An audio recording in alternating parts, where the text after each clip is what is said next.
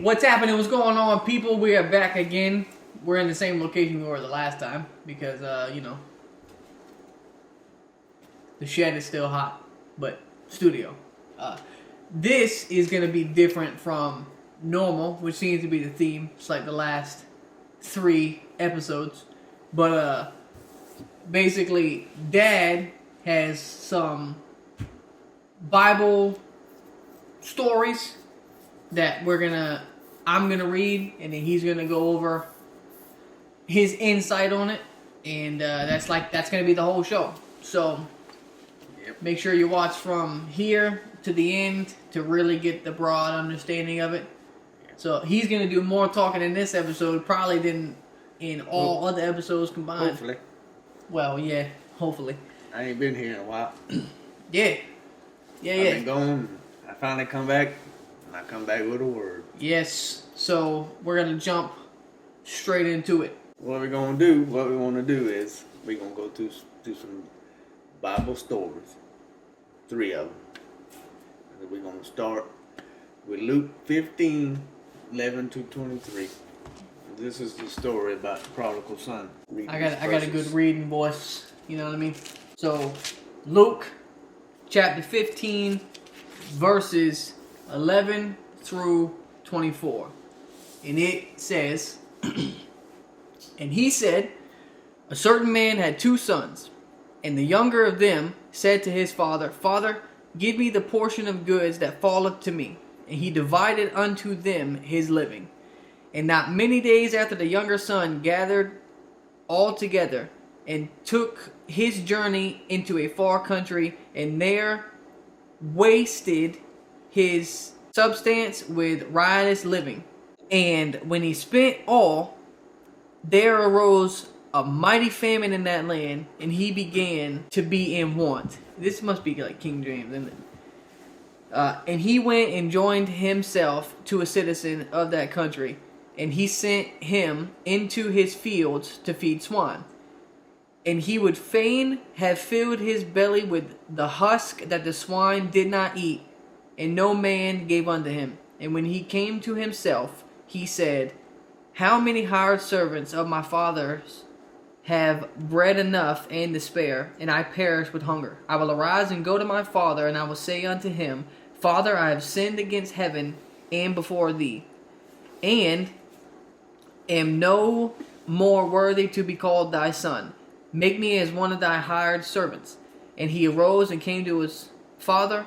But when he was yet a great way off, his father saw him, and had compassion, and ran, and fell to his neck, and kissed him. And the son said unto him, Father, I have sinned against heaven, and in thy sight, and am no more worthy to be called thy son. But the father said to his servants, Bring forth the best robe, and put it on him, and put a ring on his hand, and shoes on his feet. And bring hither the fatted cow, and kill it, and let us eat and be merry. For this my son was dead, and is alive again, and was lost, and is found. And they began to be merry. Point something out to you. Okay. Verse 17 says, and he came to himself. You get what that means? Okay. Like when you have a realization. He comes to himself. And this is what, in the world we live in today, and how it is, sometimes we need to come to ourselves. So, I wrote this stuff down so I can remember it, because if I didn't, I'd forget, right? So he put his eyes on things of this world and realized the world takes more than it gives, and he needed to get back to his father. This is how it is in the world we live in today.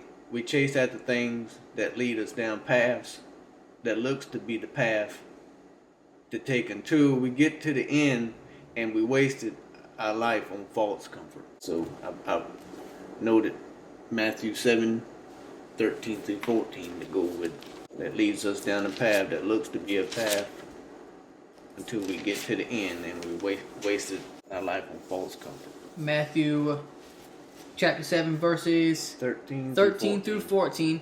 Enter ye in at the straight gate, for wide is the gate and broad is the way that leadeth to destruction, and many there be which go in thereat.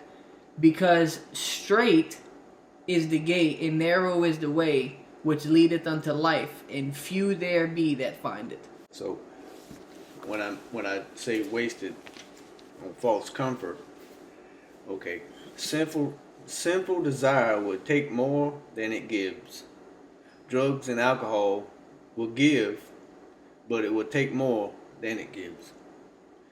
Lustful desire will give, but it will take more than it gives.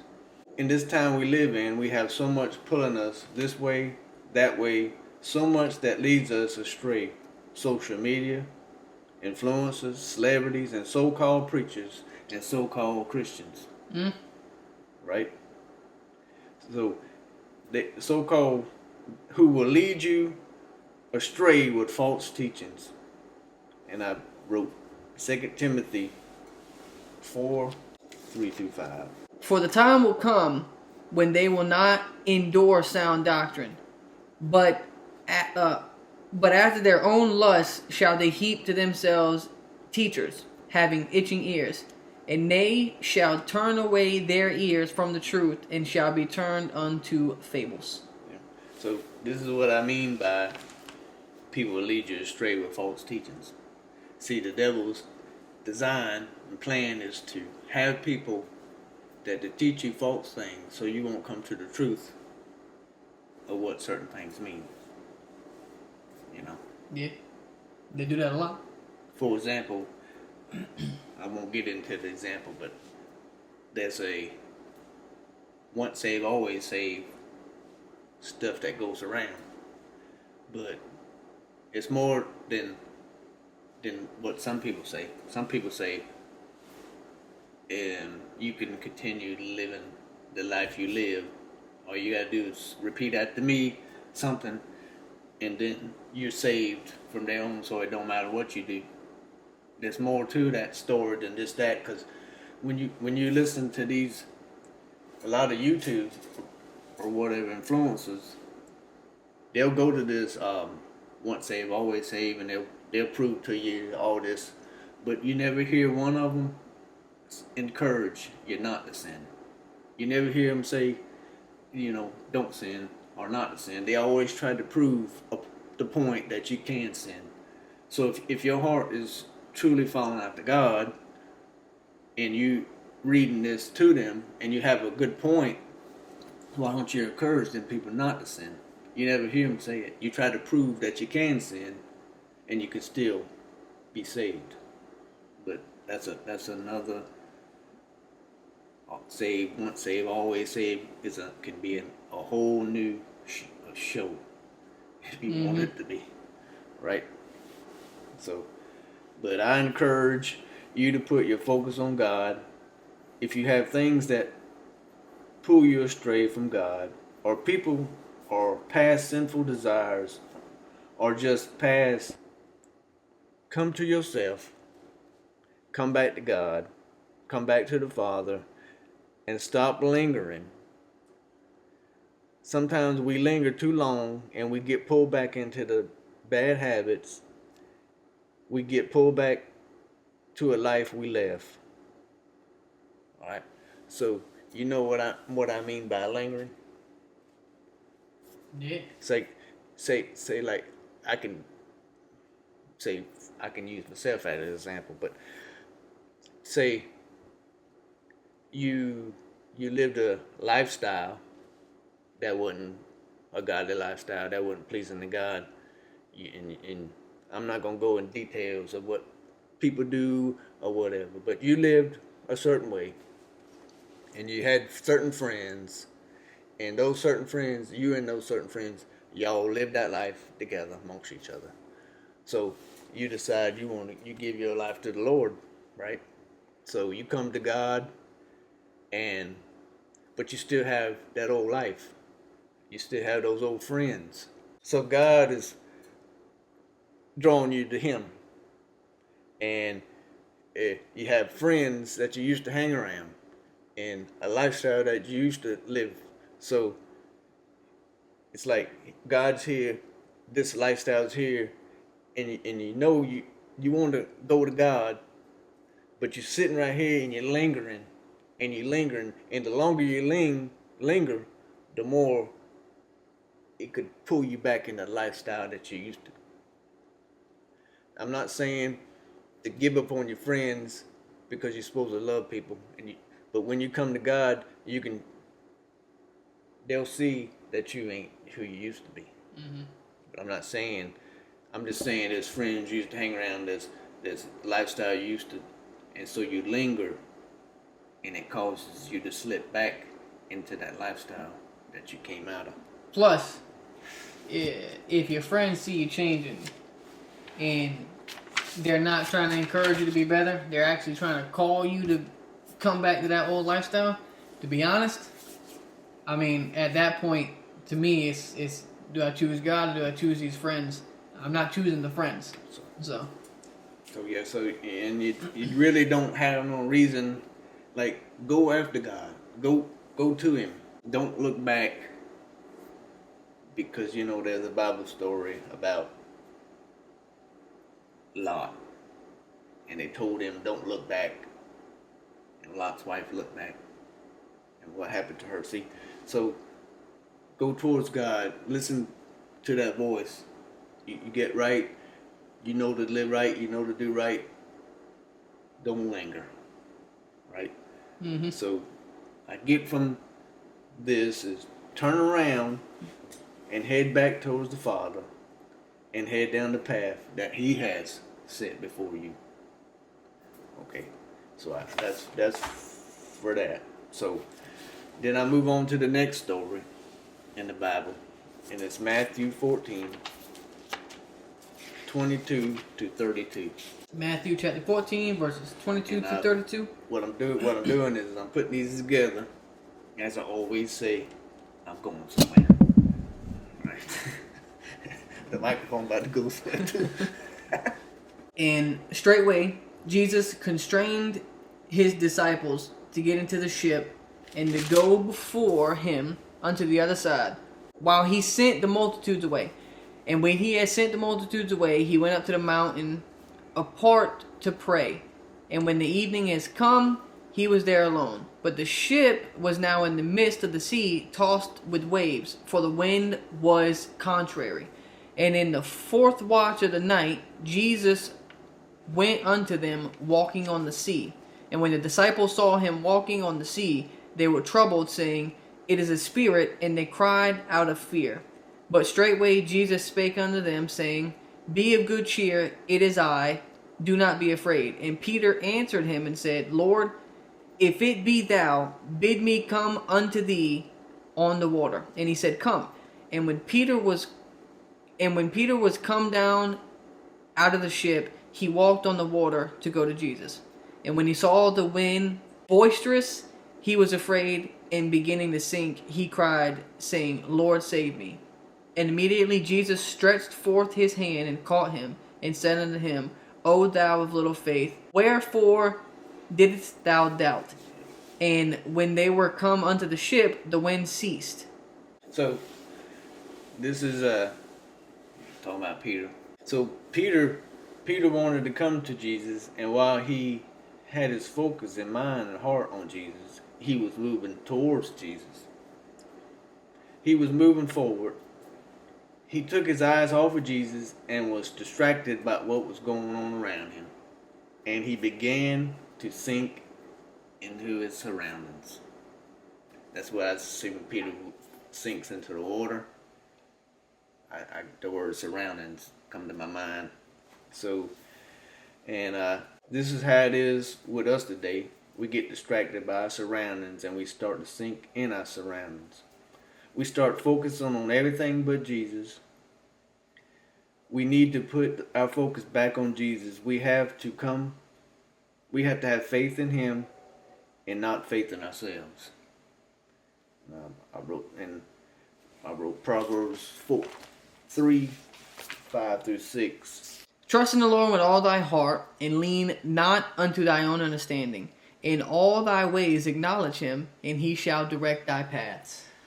See, It says, I said, we need to put our focus back on Jesus. We need to have faith in him and not faith in ourselves. Right? So we need to start walking towards Jesus. Keep going towards Jesus. Call upon Jesus. Get out the boat and take your eyes off your surroundings and distractions of this world. Focus on Jesus. And if you get distracted and feel like you are being overtaken, look back upon Jesus and he will rescue you. So what it is we realize it's not about us, but it's about him. And our only hope is in him.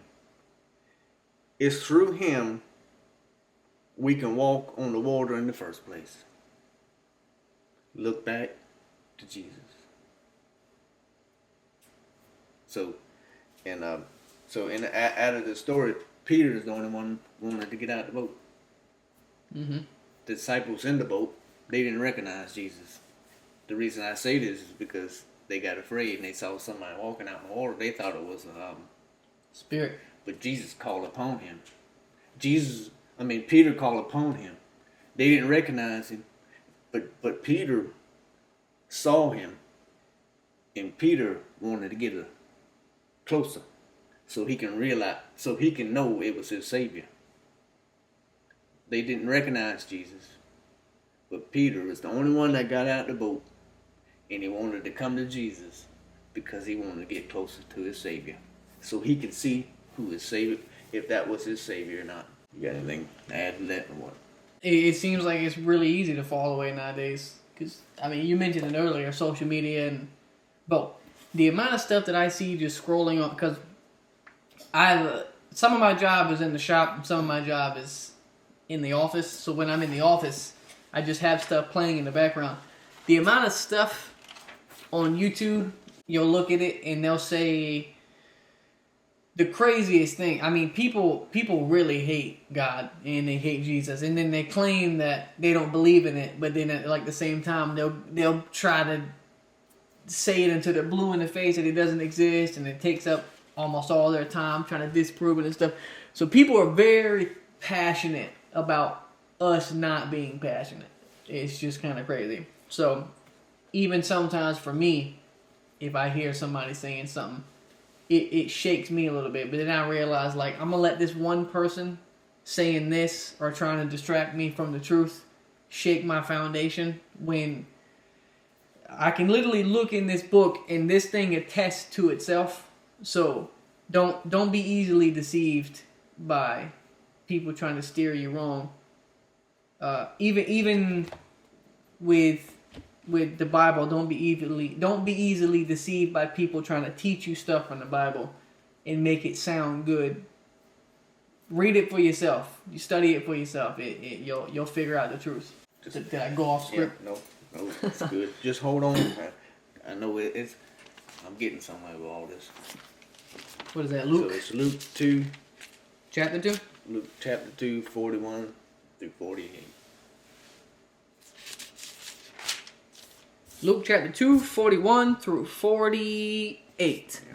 Now his parents went to Jerusalem every year at the feast of the Passover. And when he was 12 years old, they went up to Jerusalem after the custom of the feast. And when they had fulfilled the days, as they returned, the child Jesus tarried behind in Jerusalem, and Joseph and his mother knew not of it. But they, supposing him to have been in the company, went a day's journey, and they sought him among their kinfolk and acquaintances. And when they found him not, they turned back again to Jerusalem, seeking him. And it came to pass that after 3 days they found him in the temple, sitting in the midst of doctors, both hearing them and asking them questions. And all that heard him were astonished at his understanding and answers. And when they saw him, they were amazed. And his mother said unto him, Son, why hadst thou thus dwelt with us? Behold, thy father and I sought thee sorrowing.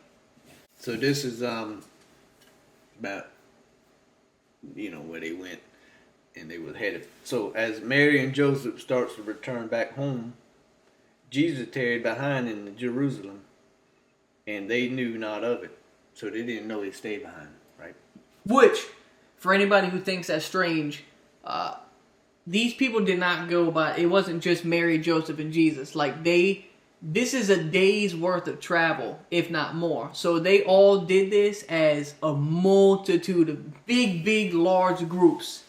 And you had the kids separated from the parents and they're playing and stuff. So it's not hard to see that they didn't know Jesus wasn't there. Yeah. So they didn't know that Jesus stayed behind. So as they go on, they suppose him to have been with the company of his people, of whoever they were.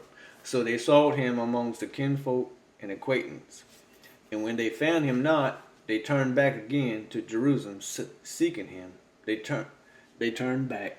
This is how it is in our lives today. We lose sight of Jesus. We go on not realizing we ain't with Jesus. We need to turn back and seek Jesus. Mary and Joseph were seeking Jesus sorrowing. They were seeking Jesus with urgency because they had lost Jesus and he wasn't in their presence. We need to turn back and seek Jesus and get in his presence because it is him we need. I see where you're going. Okay. That's good. Yeah. And I added, go back. It's a theme. Go back, turn back, set your hearts and minds and focus on him and his word. And it's not about us. It's about him. It's the world we live in today. Everybody tends to want to make it about themselves, and it ain't about themselves. When it comes to this, it's all about him, and it's him that leads us, not us leading ourselves, right? Mm-hmm. So, but I want to go a little further in this, back to Jesus, and from ourselves. Go back to Jesus and from us. This is some stuff I wrote. It may be some controversial stuff, but that's fine. It is what it is. Because I don't, I'm doing this out of my heart. That's just how I was led. Now I know I heard this before. I heard people say I'm gonna step on some toes. You ever heard that before? Yeah. I don't even know what that means, but I'm gonna step on their toes. It's like a disrespectful thing. You walk by somebody and stomp on a toe. I don't know about necessarily. But one thing is, we need to stop worshiping pastors. Mm-hmm. See, we see a pastor moving around. What is that? It's not a stage. It's a pulpit. We see a pastor moving around amongst the pulpit while he's preaching. We looking at him moving. We see him doing it. It looks spectacular. And we listen to his words. And we start seeing the pastor. We start listening to his words. And we start worshiping him. Right? Mm-hmm. But if we hear the word he is preaching, now we'll watch the preacher and we'll listen to the preacher, but are we hearing? Okay. But if we hear the word he is preaching, we will look past the preacher and we'll see God. A lot of churches today, preacher can be spectacular, the preacher can preach up a storm, and people start worshiping the pastor. Well, you can only see God if the preacher is preaching from the word anyway. Well, I'm talking about this. I'm gonna get them points, but this is about a true pastor. Okay. He's not willingly doing it so you can worship him. A lot of people in the congregation. He's just a good preacher, and the people start seeing him. They'll get worked up. They start worshiping him. Mm-hmm. But see, they ain't hearing the word. They only seeing the preacher and they only listening, but they ain't hearing. So if they hear the word, they'll look past him and see God. Don't worship the one who's bringing you the message, but the one who sent the message. So don't worship the man who's telling you about the message. Worship God who sent that message to this man. So this is what I'm going. This is talking about not necessarily, a false preacher. I'm talking about a preacher that gets up there and he does it. And the power you see is not him. The things he's saying is not him, it's God. Well, it makes sense anyway. Right. You wouldn't worship the 12 disciples, but they went out and preached. So that's something I felt like I see this. And this is not what we're not the worship man. We're not the praise man. Man becomes a preacher because God called him to. And it's not about him, it's all about God. Mm-hmm. Right? So, and we need to get from me. Me, it's not about you, it's not about I. People want to come to God. People want to live a godly lifestyle only to be spectacular. Right? This ain't judging. I said me too. All this is talking about me. When God speaks, he speaks it to you, and then you speak. Right? So it ain't about judging, it's about telling the truth. And it's about me as well. Right? Mm-hmm.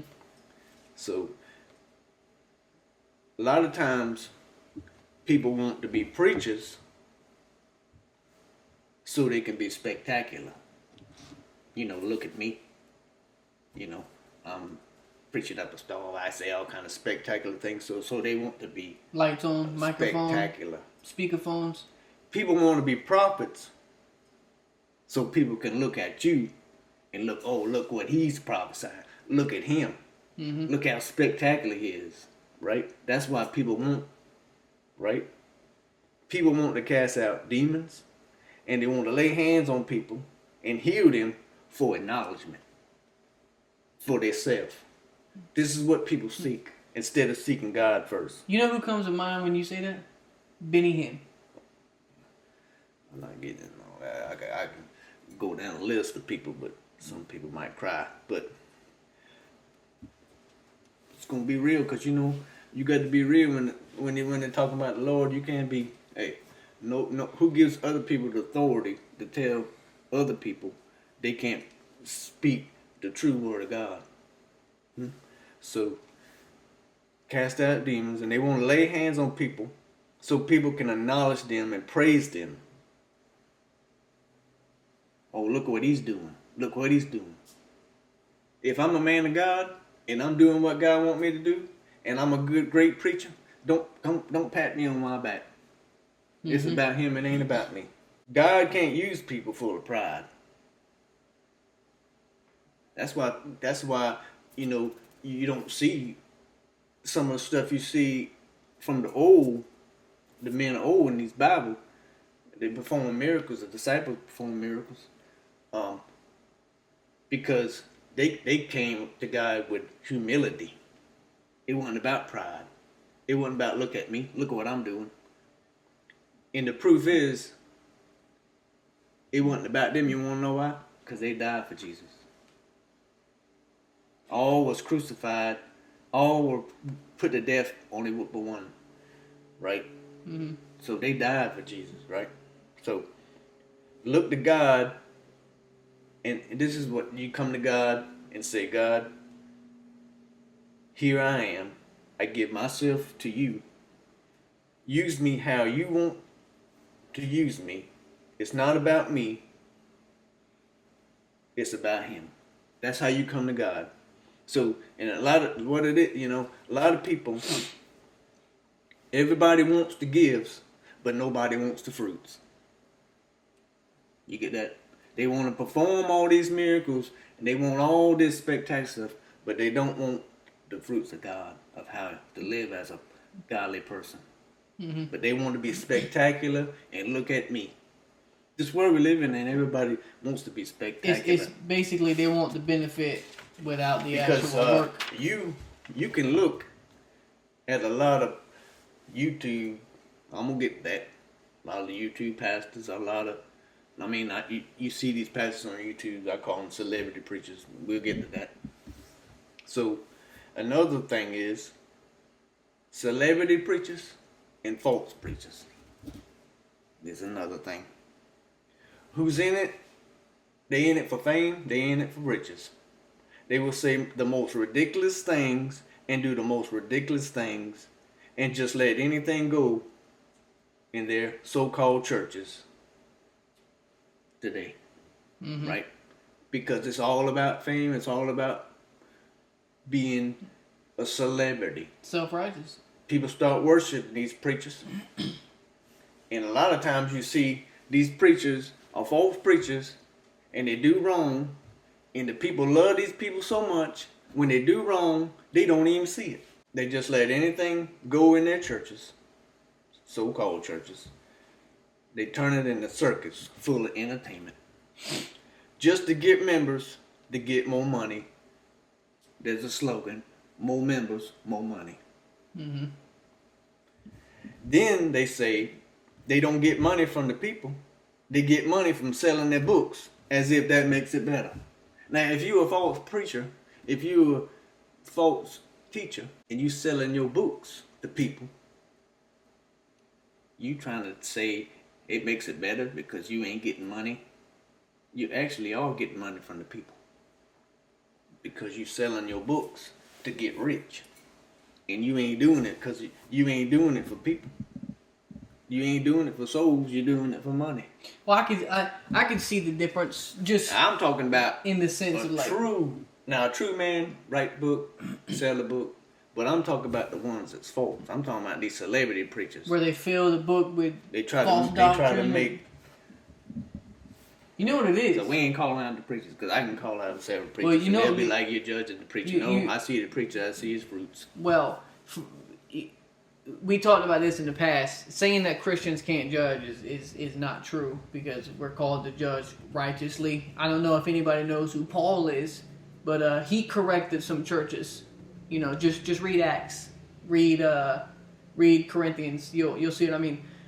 But all it really is you can look at a preacher, and if they got a mansion and 7 cars and their own personal jet, and they got that just from being a preacher, and you can easily look at their words and go, something's not right here, big red flag. You know what I mean?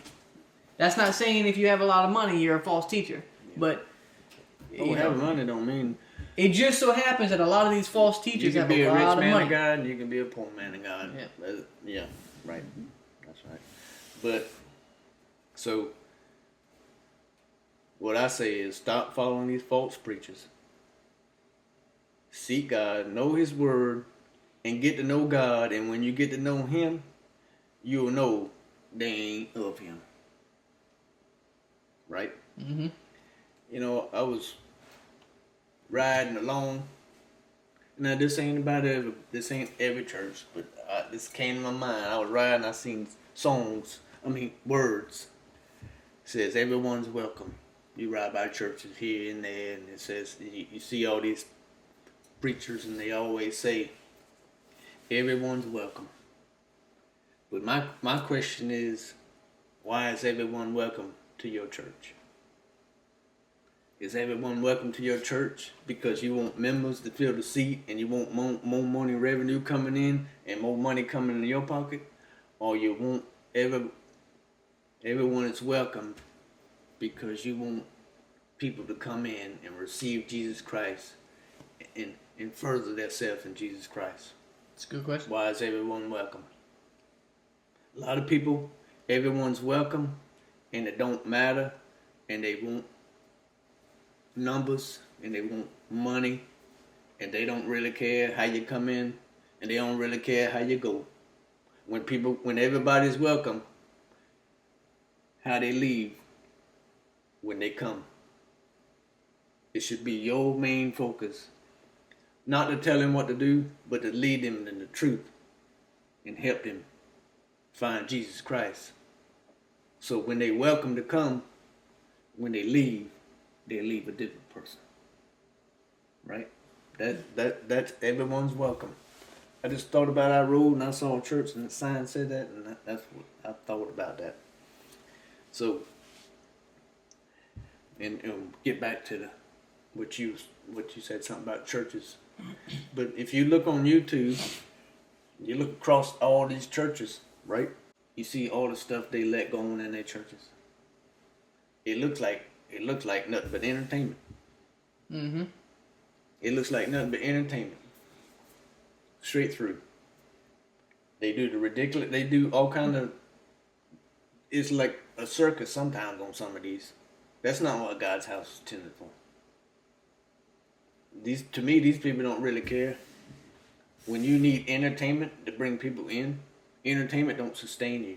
The Word of God sustains you. The Holy Spirit, the power in the Holy Spirit, it has more power than any entertainment you could ever see. You know what I'm saying? You have any comments on, like, you see, I don't know if you ever watch this stuff, but I try to keep track of it.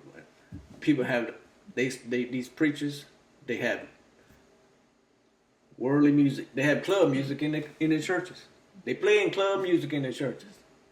Mm-hmm. And they saying stuff, the preachers will say stuff that don't have nothing to do with God.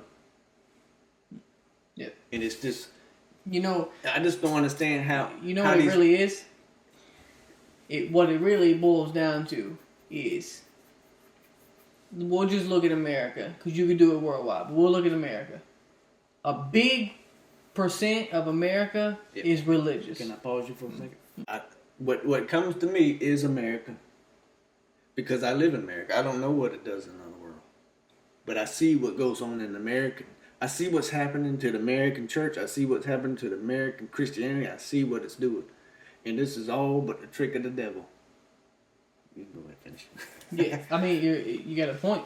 Because a large portion of Americans are religious. So what these mega pastors do and what these false teachers do is they realize that sticking to the word, like we've been doing for the last couple thousand years, couple hundred years, centuries and centuries, it's not working for the people today. So what the pastors do is they go, well, they want to keep their religion, but they also want to keep the world. So what do? Why don't we just put the two of them together? Let's have our church be religious, but also worldly. And they try to mesh the two of them together. So then you got these churches that are flying these pride flags, and you got churches that are saying anybody can be anything. All it is love. God is love. He's perfectly okay with every single thing. Oh, you sin? That's okay. You can sin because God loves you. Some churches even tell you Jesus is a good way, but he's not the only way. And that's them trying to mesh these two worlds together. That's all it is. I mean, that's all it is. They want people. So what they do is they incorporate the world to get the people who want to claim to be religious, but feel good, feel worldly. That's how they draw them in. That's it. That's all it is. It's a ploy. In a church and a clubhouse. I don't care who disagrees with me, but club music ain't no place for no church. It ain't. No worldly music is no place for no church. That's God's house. It's supposed to be anyway. Mm-hmm. So, and then in this world we live in, people are chasing when they don't have to chase. They seeking God here. They seeking God there. They seeking God. Right. They seeking God in all the stuff we talked about. They seeking God. They running. You don't have to chase God. God ain't going nowhere. He's the same today as he was yesterday. You don't have to chase God. He's not running from you. He doesn't back up as you go toward him. If you seek him right where you are, he will respond. What the Bible says, God's everywhere. You don't have to run here. You don't have to run there. You can seek God with this. You can seek God with this. God's in your house. God's in your car. God's in your yard. God's everywhere. And the only reason you ain't close to God, it ain't him. It's you. Right? Mm-hmm. So You got anything to say about people running here and there seeking God when God ain't running, he's waiting on you. And he's right here waiting on you. And it's about you willing to deny yourself. The Bible says deny yourself and take up your cross daily.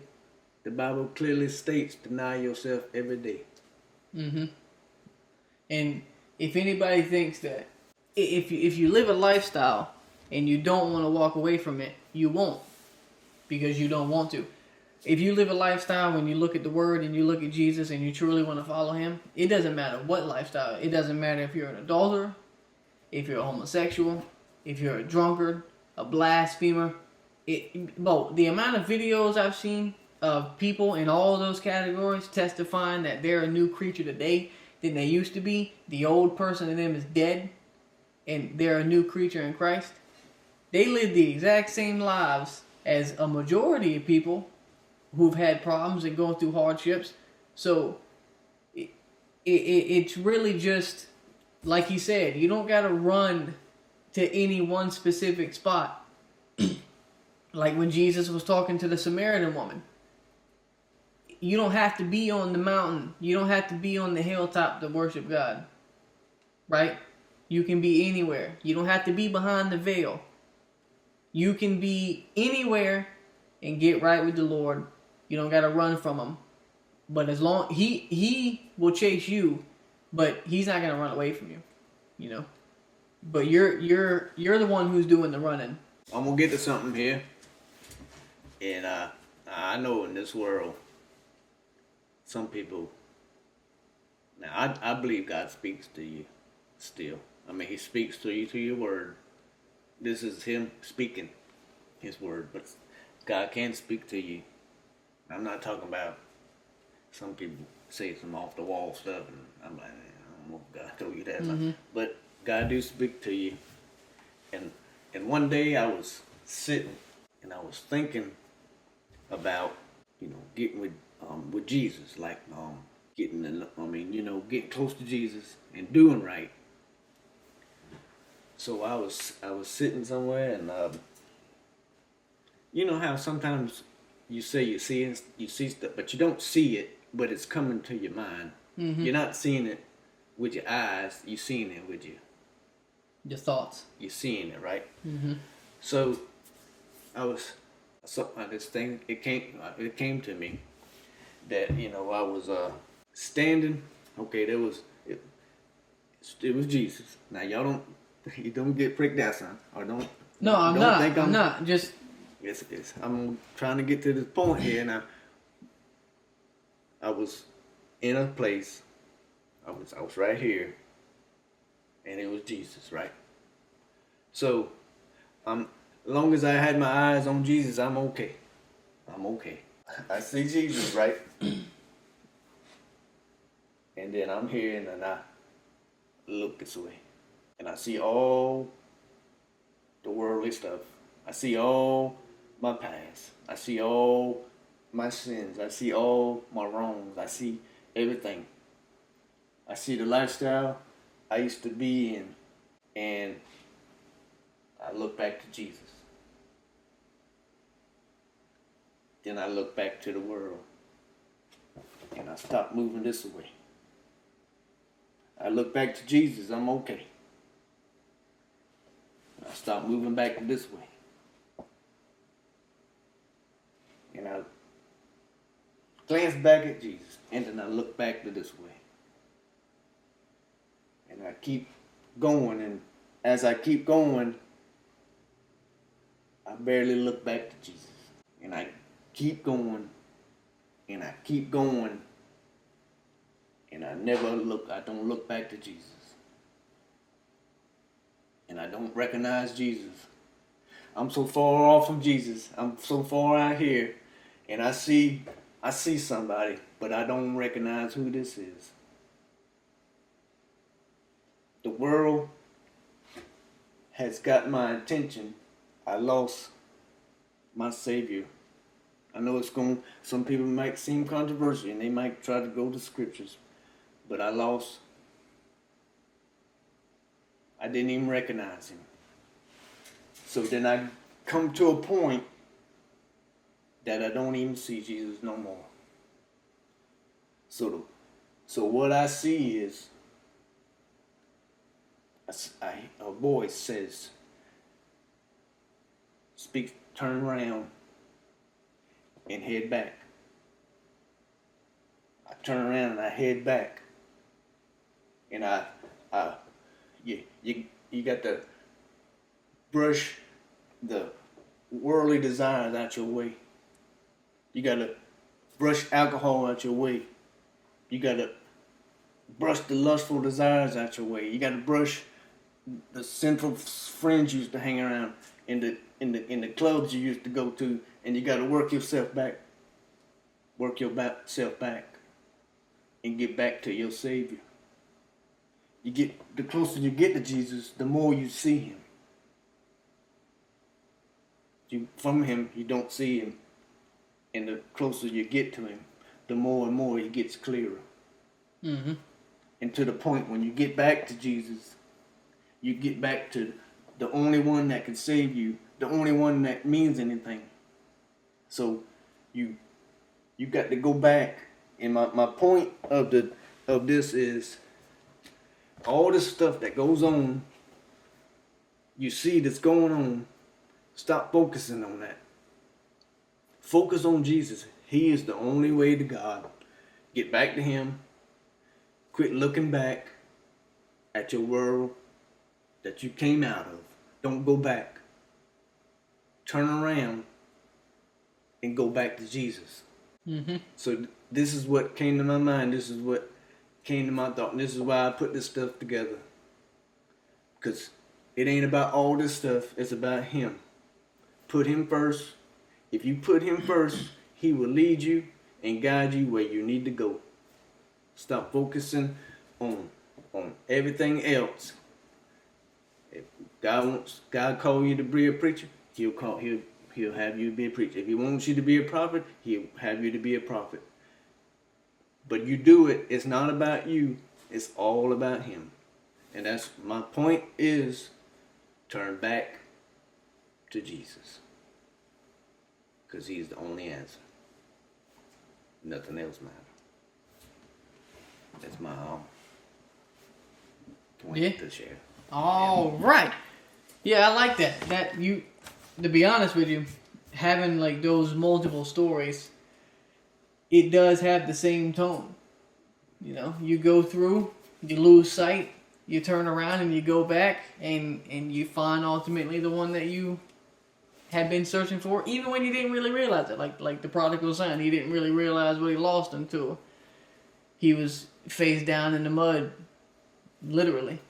But man, this is like perfect timing, because our battery light started clicking, which means the battery's dying, which is kind of my fault because I didn't really charge a lot of this stuff. But hey, it is what it is. So, official welcome back to Dad at the end of the video here, being back from his hiatus, secret spy mission stuff you wouldn't understand.